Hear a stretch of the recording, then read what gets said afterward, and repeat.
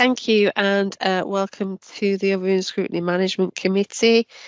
Can I ask committee members to introduce themselves? So, Councillor Uppal. Yeah, thank you, Chair. My name's Harpreet. I'm Chair of the Economies and Neighbourhood Scrutiny Panel. Thank you. Thank you, Councillor Zaman.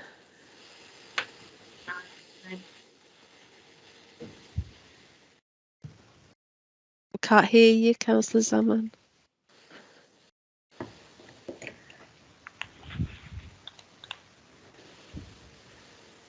Councillor Marchington.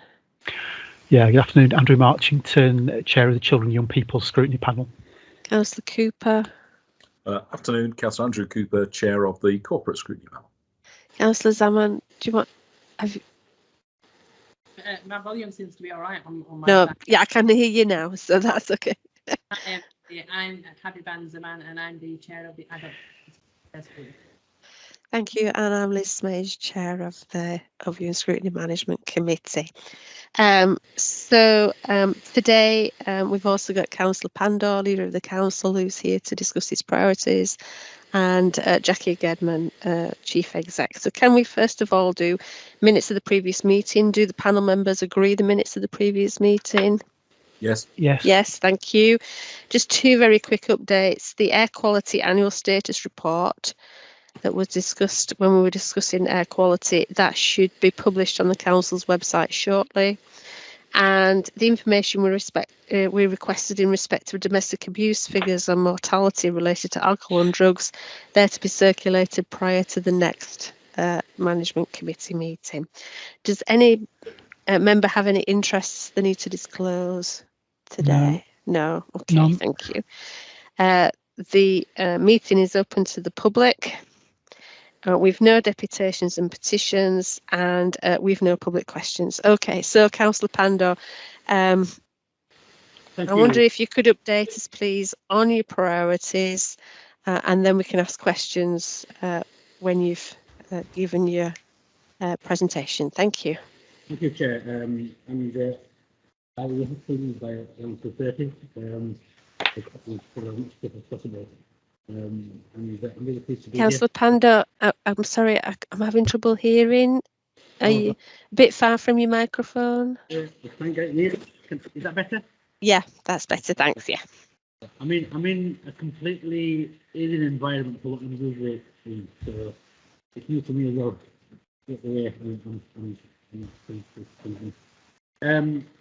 Firstly, I'm really pleased to be here, and hopefully I'll update you on what we've done. There's a lot of things that we've done in terms of the administration's priorities. One thing I'd like to just bear in mind is the council only signed up the council plan in October, and sets the vision for the future. And it's not just a visionary council, but also the action is sort of focus on that.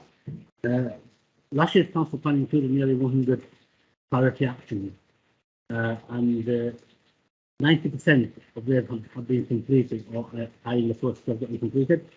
But before I do that, I think on the back of that, I think just need to pause and say thank you to all our staff who have done sort of tremendous work, especially in the last 2 years, while we've been in the pandemic.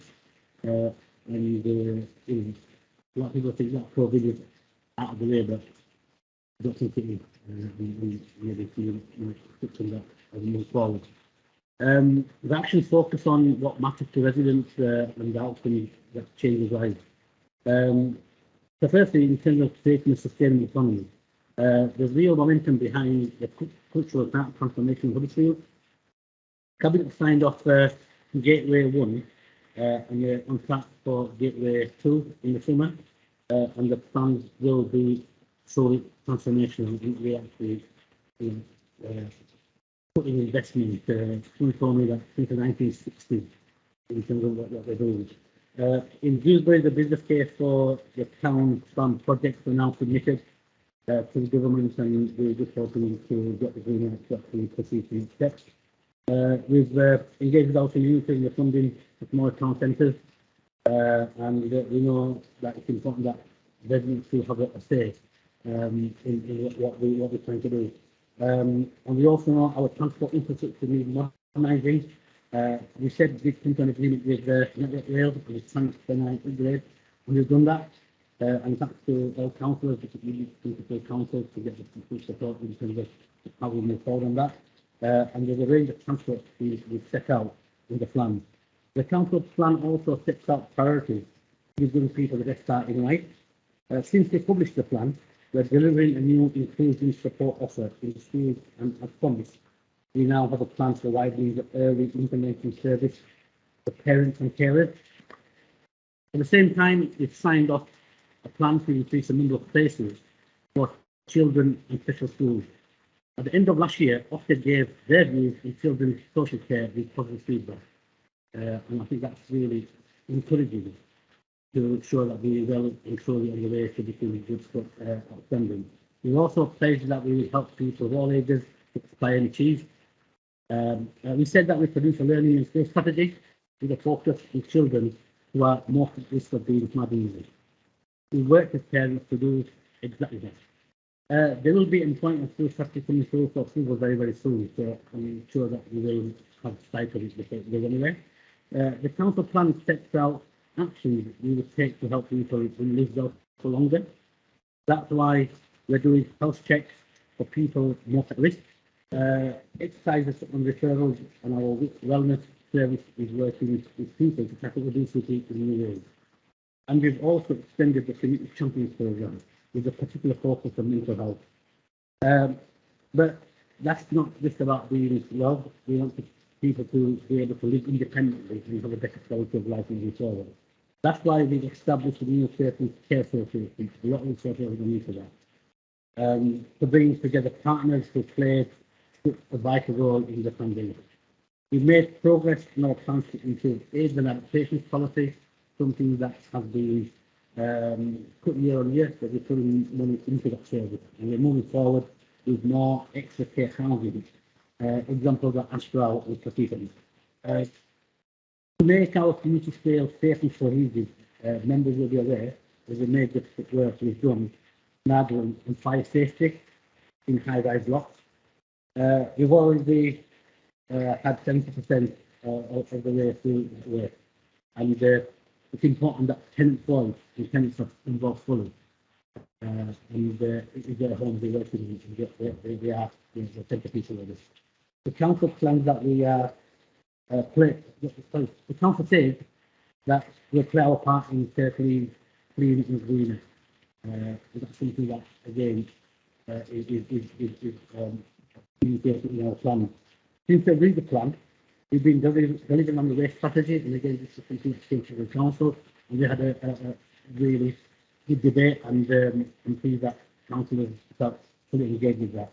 And we're on track to introduce a new multi-waste service, more action on fly tipping, and glass collection service this year. Climate is an important issue. That's why we're going to plant 40,000 trees in this calendar year alone, and 70,000 over the time of the plan. Members will be aware of the great progress we've already made in achieving net zero. We're on track to have a roadmap agreed in the coming months to set out the next phase of the critical journey.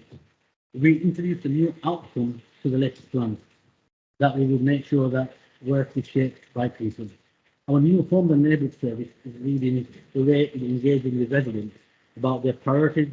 We're working already on the feedback they've given us to deliver improvement. We've also completed the place standard and engagement with residents. An example is in Batley, my own area, Epping White, and people standard published a lot of work have been done.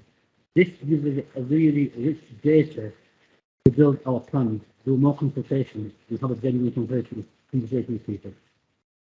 Finally, we pledged to make the council even more efficient and effective. And some people will say, well, how much can you do? Because I know you have said that we've put to the board. But we've always room for improvement. We said we'd launch a new career website to attract the best possible workforce, and we've done that. We've transformed special education needs services so we can improve outcomes for residents with some of the most complex needs at the same time of delivery and efficiency.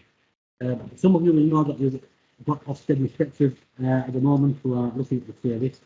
And one thing I'm confident of is we've got the resources and the plans and strategy in place to actually address the issue that we've highlighted. Balancing the budget is a key factor. That's something that we have to do. And sometimes tough choices have to be made. But always, when you're talking about taxpayers' money, that's got to be shown to be accountable. We have to spend it more wisely. There's much I could say, but I understand that I've only got 10 minutes left. But I'd be happy to take questions from members of the panel. Thanks, sir. Okay, thank you, Councillor Pandor. Can I just, you were a little bit difficult to hear, so can I just quickly, I'll just quickly summarise what I've got written down just to help members if I've heard you correctly. So transformation of Huddersfield, go to Gateway 2 in the summer. You've gone through Gateway 1, you're going to Gateway 2 in the summer. Dewsbury, you've got a business case submitted to the government. I think that's what you said about that. Town centres, the engagement for 4 other centres, and you've got parents and carers service as well, and an increased places in special schools. Aspire and Achieve, you mentioned about helping children in Aspire and Achieve. And you've also mentioned about health checks, living independently, adaptations and extra care housing, fire safety in the high rise and tenants being fully involved. Cleaner and greener, your waste strategy, fly tipping action, glass collection, climate change, homes and neighbourhoods engaging with residents, and your place standard with residents, council working effectively, workforce and balancing the budget. I think I might have, hopefully I've got most things there. Okay, so I'll open it for questions then, members, please. So Councillor Cooper. Thank you, and thank you for the presentation. With the cost of living crisis upon us, how will the council adapt to this new stark threat for so many people in our communities? What will we do that is new? What services will we need to beef up? And how will we work in partnership with others to address this new threat? Very good question, Councillor Cooper. Firstly, our budget is coming to full council on the 14th of February, the 15th of February. It's coming to full council in February. And within that budget, we have actually addressed that issue. So we're going to put local welfare provision and poverty proofing our services. We're also going to beef up frontline services within the environmental services area, because a lot of our residents, really do actually suffer regarding the frontline service element. And at the same time, what we're going to do is we're going to actually make sure that we support the voluntary and community sector in terms of the work they do. Regarding the combined authority, we were just in a meeting earlier this morning, and the cost of living crisis is come off. So what we're going to be doing is we're going to make sure that through the new level paper, the white paper that was released yesterday, we're going to look at what opportunities there are. And despite the fact that there's a lot of scrutiny around the level paper, there are some very positive there around skills, around employment, around business development, around growth.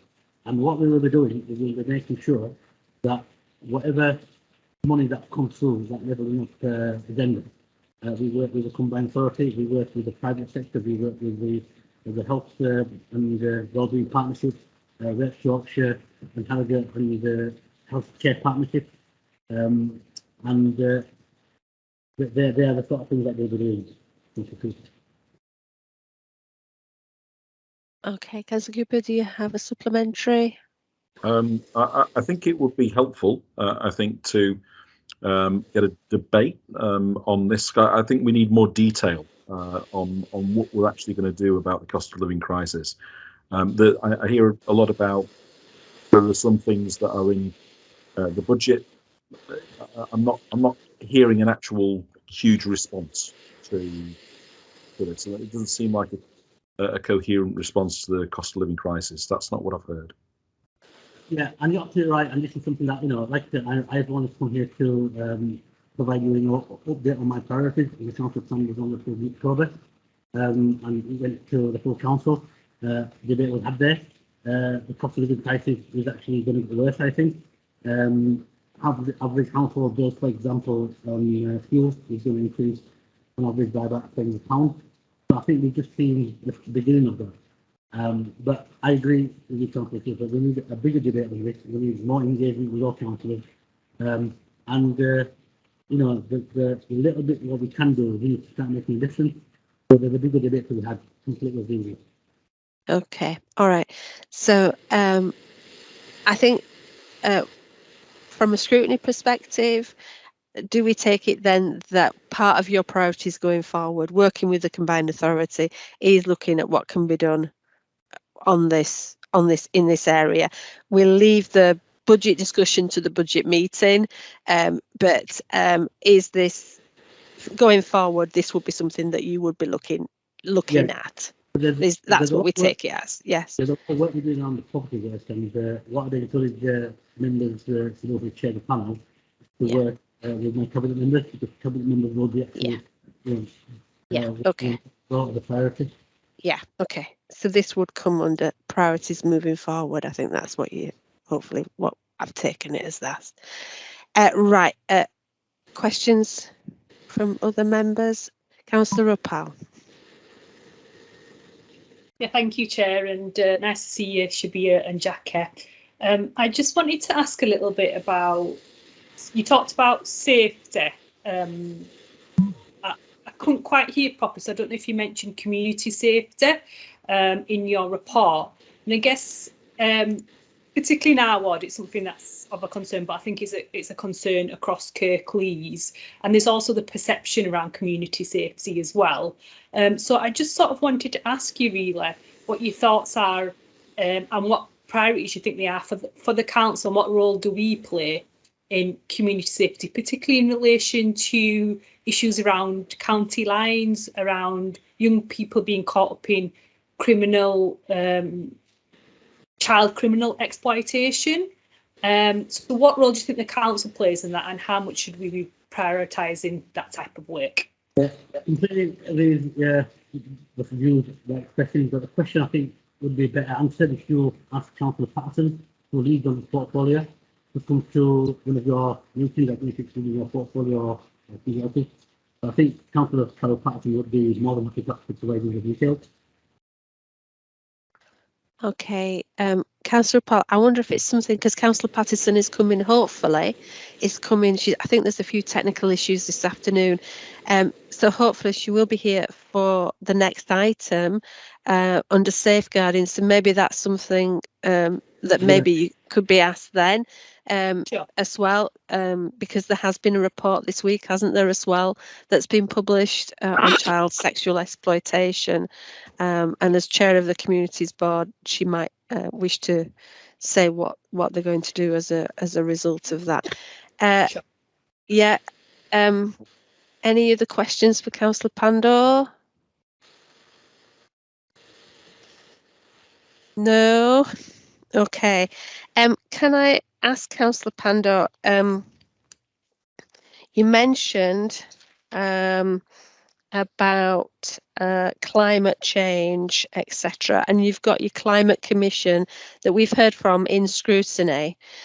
So how is that climate commission going to, I know that Councillor Simpson is part of that.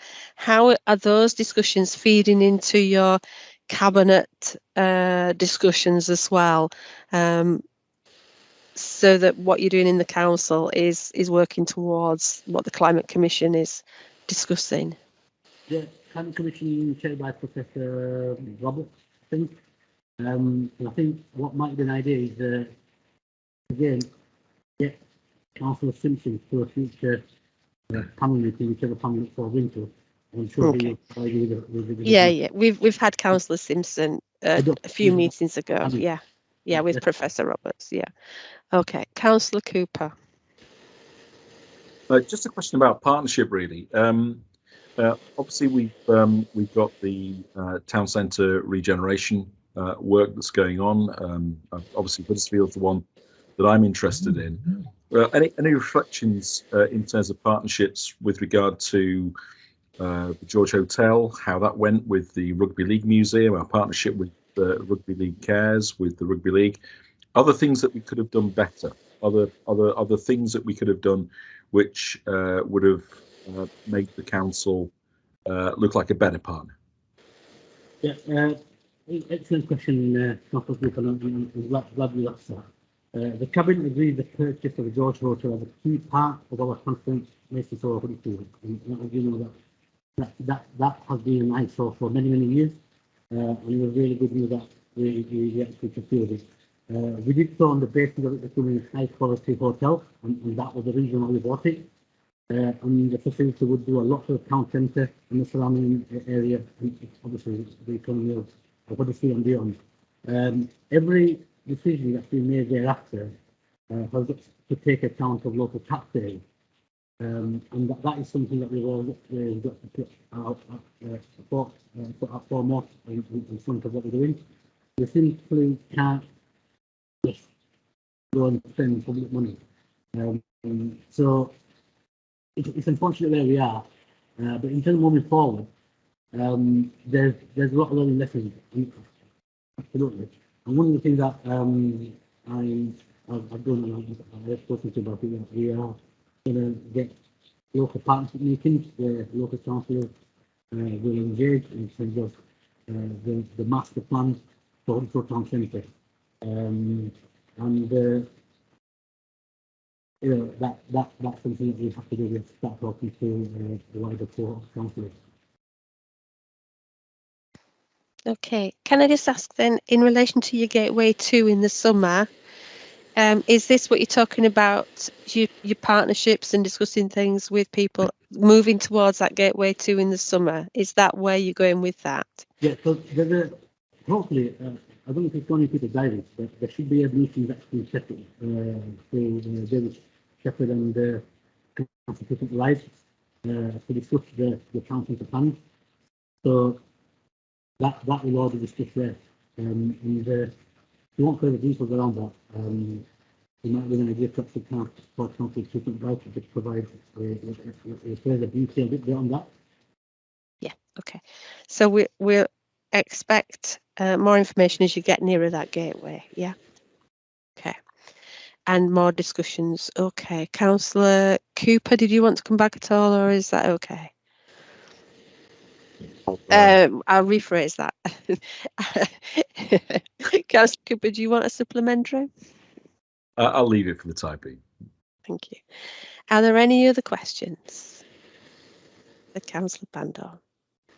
Okay, thank you. Thank you, Councillor Pandor. I'm really sorry we seem to have a technical problem in hearing you this afternoon, but thank you for your time and coming to speak to us. If you can let us have that list so we can just make sure that we didn't miss anything of what you said, that would be absolutely fantastic. Thank you. And we'll look forward to hearing how your priorities have gone at the end of the year. Okay. Thank you very much. Bye, everybody. Thank you. Bye. Bye. Bye. Okay, thank you. Can we move on to the next item then, please? So the cross-council corporate safeguarding policy. I believe Councillor Pattison is here for this, along with officers. Councillor Pattison? Did you want to open, Councillor Pattison? Yes, just to say a few words. I've been having difficulties as well. I've only just got on, so I don't know whether I should be here or in the home. I'm actually in phase 3. It seems to be difficult when you're in phase 3 or civic 3. Anyway, yeah, sorry. Yeah, this is the review of the corporate safeguarding policy. It has unfortunately been somewhat delayed, partly by a couple of staff changes, which was then impacted by COVID coming along. So this would have been here before now, but to see that it is here. And in some ways, having had to go through not just the time that COVID has given us to review this, but actually COVID has given us a different light on everything, hasn't it? And we've got the experience we've now had from working with our communities and with our community champions, which really feeds into this this policy in many ways, though of course this is directed at our staff rather than the community itself. But that gives us a better insight onto how we can use this policy to the best advantage of the community. So I'm pleased it's here now. I am the portfolio member, and I'm really looking forward to undertaking, or the council undertaking, the training and the dissemination and the communication of this policy right across all of our services, from the bin men to the chief exec. I will at that point sort of, I think, hand over to I don't know if it's Carol or Alexia. I'm not sure who's actually going to come in and talk about the detail of this policy, but I have to say it is a policy which is the responsibility of absolutely everyone, and it is cross-service, which is of course why you haven't actually got sort of Viv Kendrick or Muskan here in my instead of me. I'm as is David Shepherd. We're the corporate face in this position. I'll hand over now to Alexia or Carol. I'm not sure. Say who's actually going to present the detail. Thank you. Okay, thanks, Councillor Patterson. I think is Alexia, isn't it? It is, yes. Thank you. Next, okay, thank you. Thank you, Councillor Patterson, and hi, Councillor Smade and everybody else. Nice to see everyone. Carol is here with me this afternoon. So I'm Alexia Gray. I'm the head of Quality Standards and Safeguarding Partnerships within Adults. But I'm also a member of the Council's Corporate Safeguarding Oversight Group, and I'm here with that hat on today to kind of brief you on the progress that we've made on the refresh policy. And I think probably more importantly, what we're intending on doing with that moving forwards in terms of implementation. But we wanted Carol to be here as well, because Carol chairs the group. So do you want to just introduce yourself, Carol?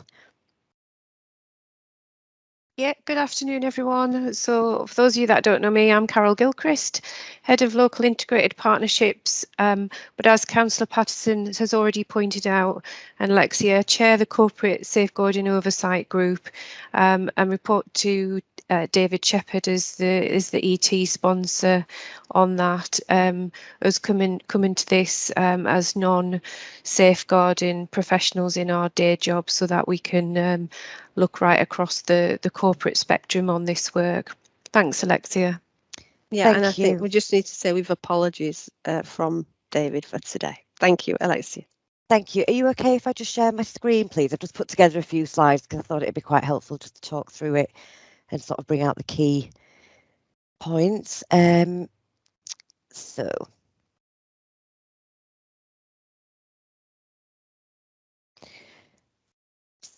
just to give a bit of background, really, the executive team delegated responsibility for undertaking an overview of safeguarding arrangements across the council to the Corporate Safeguarding Oversight Group, and the main responsibilities are to ensure that robust arrangements for safeguarding children and adults are in place within and across the council, to ensure that we've got oversight of safeguarding across the range of services which the council provides and commissions, and to have an assurance that we've got multi-agency arrangements in place and that key partners also have appropriate safeguarding systems in place. And we've just touched on there around the rationale for the portfolio leads and executive team sponsor. So the existing policy was signed off at Cabinet in 2019, but an agreement was made through the Corporate Safeguarding Oversight Group to refresh and strengthen the policy. As Councillor Patterson alluded to, there were some delays due to the pandemic, but what we did is establish a cross-service task and finish group to drive this. And whilst much of the existing policy was still absolutely relevant and was still fit for purpose, we did recognise that it needed multiple updates and additions in many of the sections, just really due to service changes and the progression of other sort of parallel work streams such as safer recruitment and the DBS work. So at the heart of the policy, the key message is that safeguarding is everybody's business and that all employees, paid or unpaid, have a duty of care to safeguard, prevent and report concerns. And I think the bit in brackets is probably the most important thing, because as Carol touched on earlier, we've got obviously children's and adult services within the council whose core business is generally around safeguarding and fulfilling statutory responsibilities, but we have got a huge workforce in a number of different roles, and you know they're our eyes, ears in the community. You know, we've, as Carol said, we've got refuse collectors might be picking up on things that you know, like bins not being collected, people that are going into, you know, tradesmen that are going into people's houses that might pick up on things like hoarding, self-neglect. So it was just really to try and have something overarching that we could reach the workforce in its widest sense.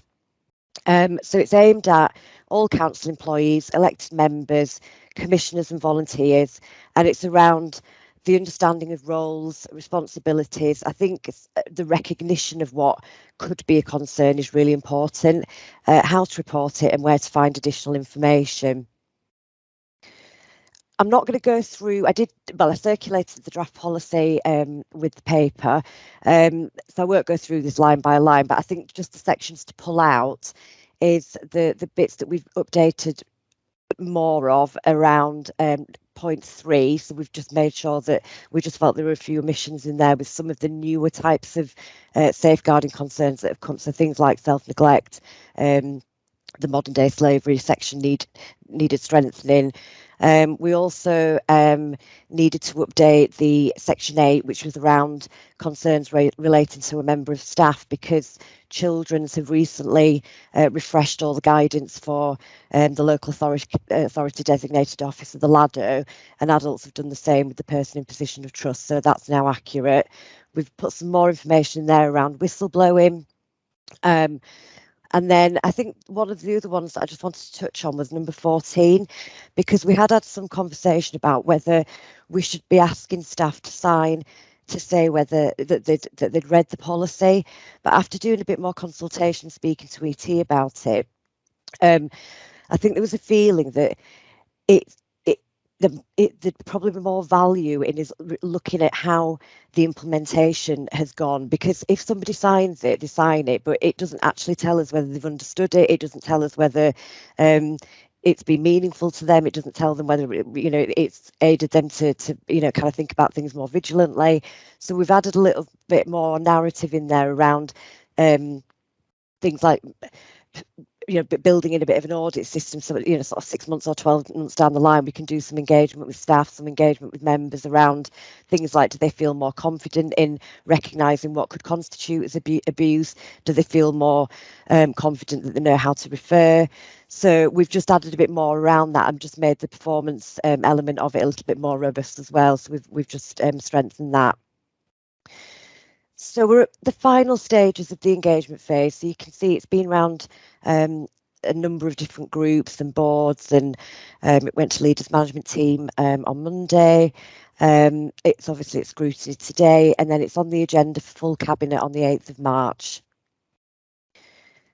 So the feedback from the variety of groups that we've been to and where we've shared it has been unanimously positive.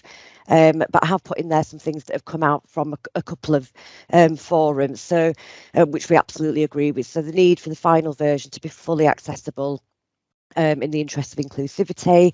It was suggested that when it does become an electronic document, that there's a link to each section, so you don't have to kind of trawl through the whole document. If there's something that you need quickly, that you can find it just with a link. So we'll make sure that we do that. We just wanted to add a little bit more under GDPR legislation, under the information sharing section. It is there, but it's just recognising that if GDPR legislation changes, that might impact on some of the content within the policy. So we just needed to make reference to that.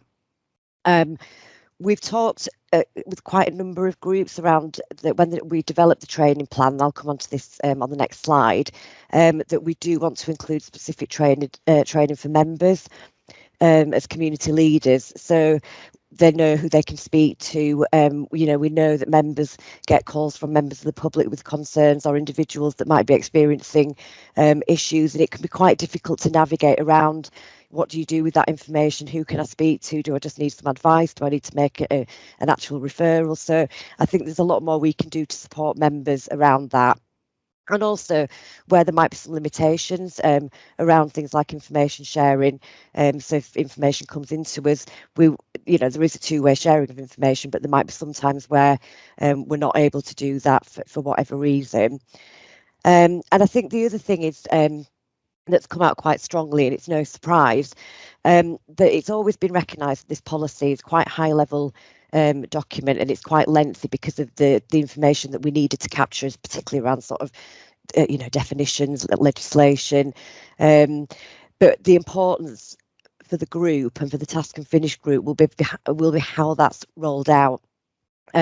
So we need to consider a range of options as to how to reach the various services, including the dispersed workforce, in a variety of ways and in a way that's appropriate. So, somebody that's working or safeguarding as part of their core business, clearly the need for their training is going to be very different to somebody that works perhaps in a different type of service, where yes, they need to have an understanding, but actually the most important bit is that they need to know how to recognise and what number to ring, or who to speak to within their management structure if they've got a concern, or if there's a safeguarding champion within their service.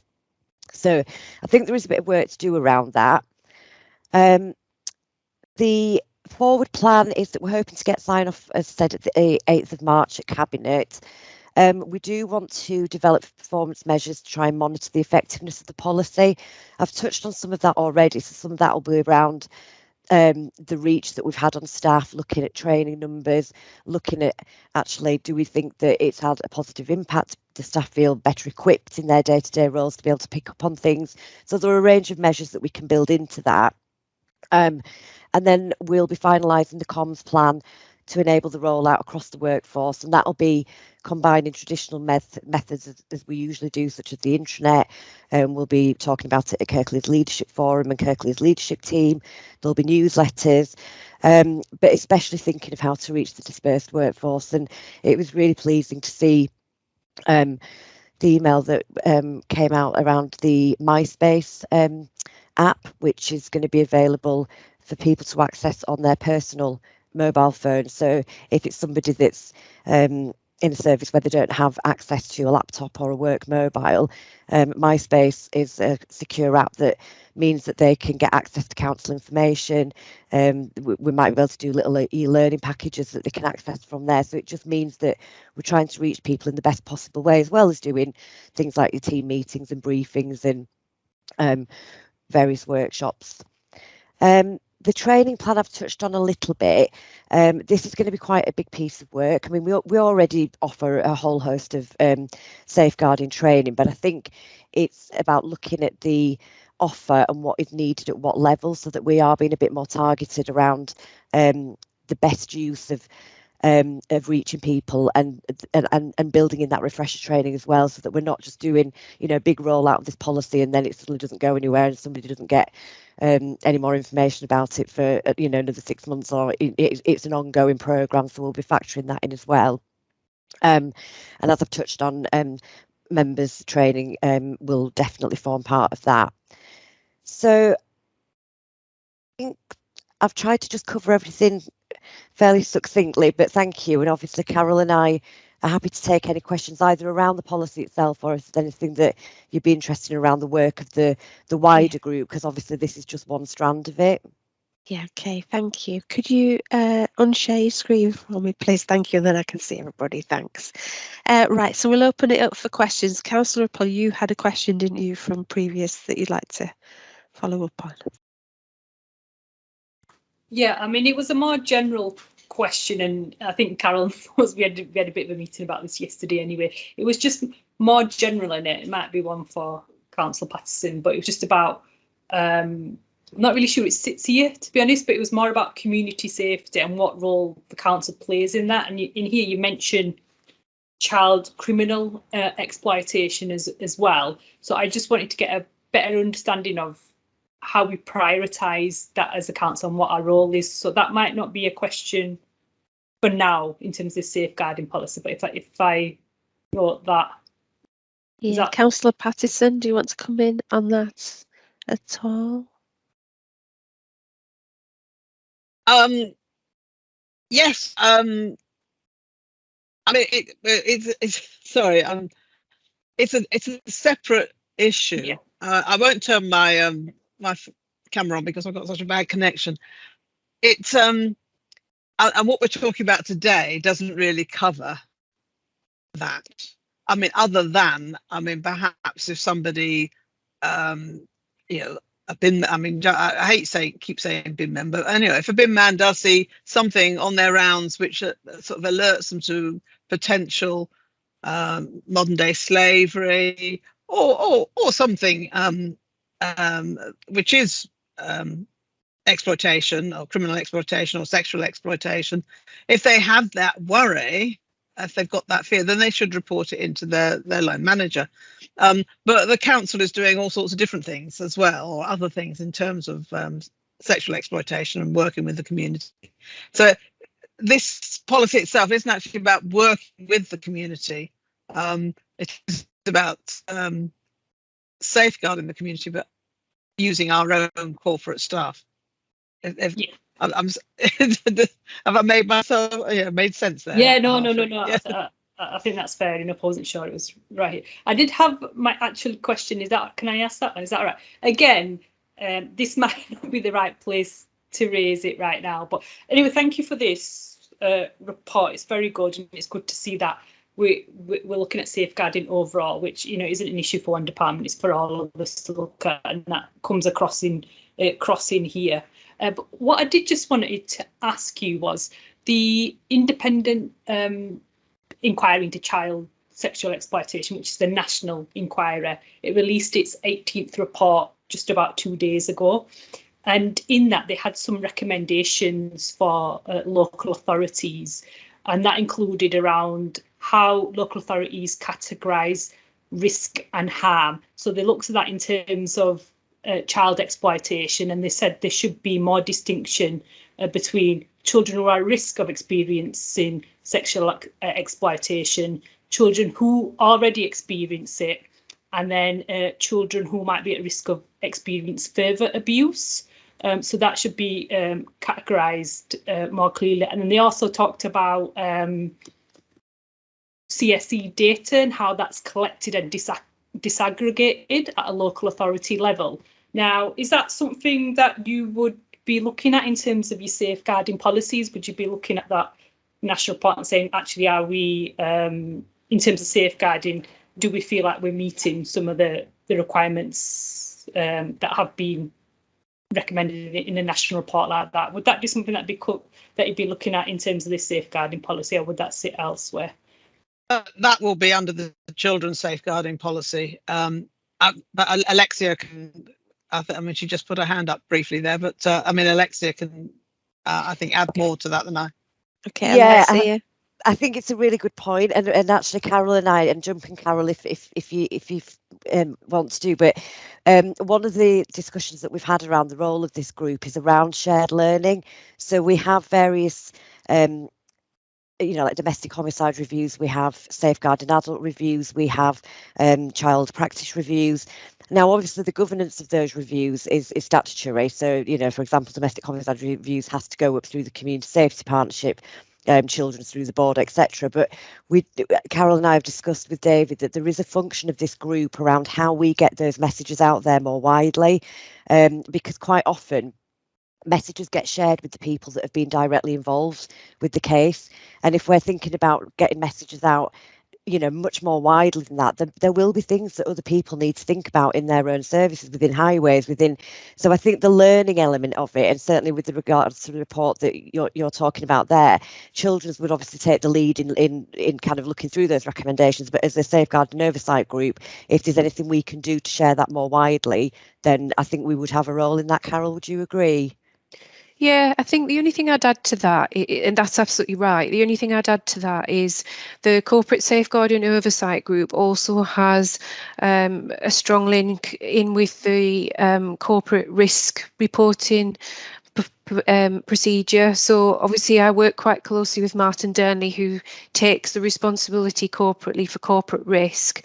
And so that's where we would start to look at some of those works. We might not do some of that work, that would happen in those 3 boards, but we would have an oversight of what's going on. And Lexi is absolutely right that one of the pieces of work we're going to be doing in coming forward in this financial year is starting to really have a look at our data and intelligence.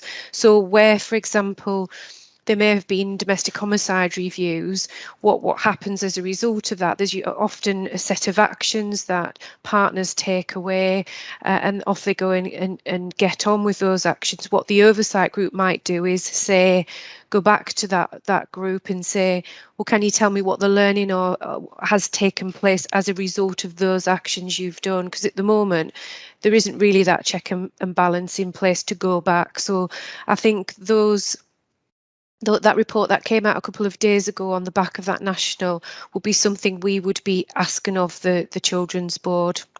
Hopefully that makes sense. Yeah. Do you want to come back, Councillor Rapal, or? No, I think that helps. I was just wondering when That's something like that Yeah. happens, how does it feed in? And you've answered that, so thank you. Yeah. Yeah. So just on the just quickly then on as a follow-up, your policy review date is 2025. But do I take it you would have interim reviews on that? I think that's not clear, but I'm taking it that you would have interim reviews to make sure that everything is current, and that what you're talking about, your training, you will continually be reviewing that to make sure it's current and how you get those learning actions out to everybody. Yes, Yeah. am I taking it that will be the approach that you'll be taking? Yeah, Carol? Yeah, I think probably more interested in the review of the work programme as opposed to the policy itself, because that's the key thing. And I think that's what we've been talking about when we've gone around and done quite a significant amount of consultation is I guess the policy is the framework from how we operate as a local authority and with our partners, but it's the work that's really important. So yes, we've currently, for example, got a training programme right across the council. We want to take a real good look at that training programme. We've developed a corporate champions group who are also going through some training, and we've had feedback from them around different levels of training. We're going to have a discussion around whether some of that training should be mandatory training. Lexi mentioned before about elected member training. So for me, it's more around what comes out of the policy, the work programme that will be regularly reviewed almost on a quarterly basis, Councillor Smage, because that's how often the oversight group meets, and that's where we'll be discussing some of the performance indicators again, which Alexia talked about before. But of course, if there was anything significant as a result of that work, which we felt the policy needed some amendment, then of course we would do that too. Yeah, okay, thank you. Councillor Zaman and then Councillor Cooper. Thank you, Councillor Smade.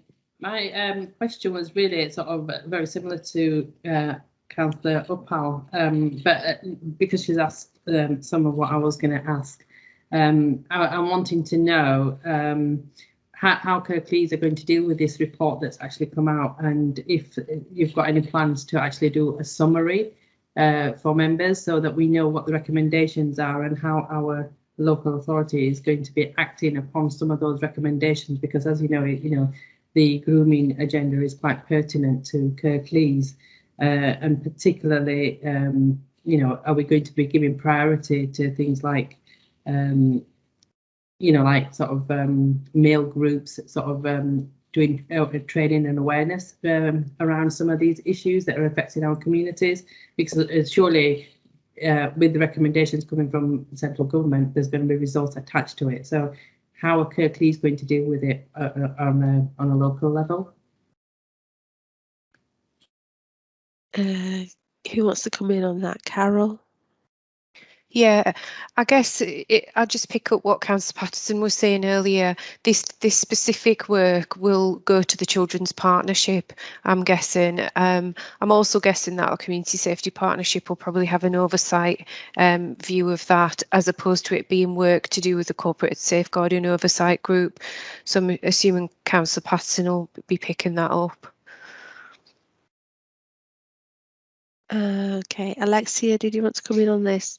Yeah, just a final follow-up that I forgot to mention actually, but as part of the training, and it will be more probably a phased approach, it might be that there's some overlap, but what we have talked about as well, I can't remember which group it was, but the role of the council as regulators. So for things that are in the community, like your taxi drivers and things like that, because we have done a lot of work in the past, and I've moved away from that to some extent, but it's factoring that in as well. So that would be slightly more community based. I'm not sure it would definitely be the corporate oversight group that would be driving that, but we'd certainly have a role, I think, in helping to be able to roll that out. So there is something about our function, not just for staff, but our position as a regulator. Yeah, so it'd be the corporate oversight group that would be ensuring that work is happening on that within the organisation and holding the organisation to account on that. Am I taking it that that's what I've read? Yeah. Yes. Councillor Zaman, did you want to come back at all? Did you have a supplementary? No. No. Okay, thanks. Councillor Cooper. Well, really, just to say how reassuring it is to hear this policy. It's seems to be quite detailed. There's quite comprehensive, and so I'm pleased that you're doing this valuable work. And just want to say thank you, really. So keep it up. Thank you. Can I ask, because you mentioned about volunteers and you've been talking about workforce, but you haven't mentioned about volunteers and how you're going to ensure that training is kept up to date? Because, I mean, there are things out there like the MySpace app and putting messages up on the desktop and things like this for people who have laptops so that they keep current. Because one of the things that you need to know is, how do I report this? And if you've got to go and look for it, it's you need something that's there and present, isn't it, and updated and things like this. So how are you going to ensure that volunteers also have the training that you're talking about and that are kept up to date with what they need to be looking for and actions they need to be carrying out?